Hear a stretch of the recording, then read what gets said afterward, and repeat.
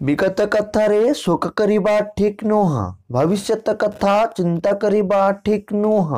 विचक्षण व्यक्ति वर्तमान काल को नहीं चलती। महात्मा मानक चरित्र हेउछि विचित्र, कारण से माने धन संपत्ति को हीन मने करंती एवं सेही कारणरू नम्र होइथांती।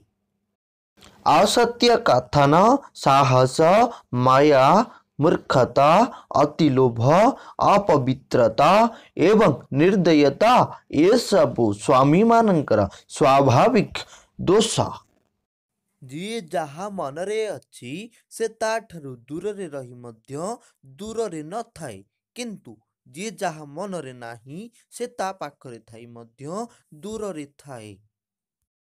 कष्ट एवं विपद मनुष्य को शिक्षा देवार श्रेष्ठ गुण अटे। जिए एही समय को साहसर सहित सामना करे से ही कष्ट और विपद को विजय करिपारे।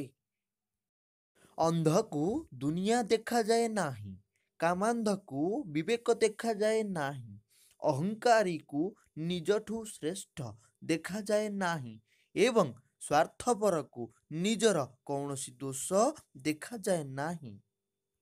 दुष्ट एवं कंटा ठारो दूरेई रहिबा पाई केवल दुईटी रास्ता थाए, जोता द्वारा ताको दलिम कच्ची देबा किंबा ता ठारो दूररे रहिबा।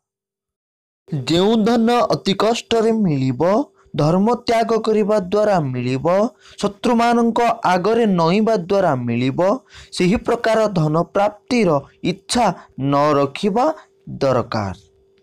मूर्ख मानक सहित कथा किंबा कलह करा जाए नाही, यह करिबा द्वारा केवल आपणक समय ही नष्ट हेबा।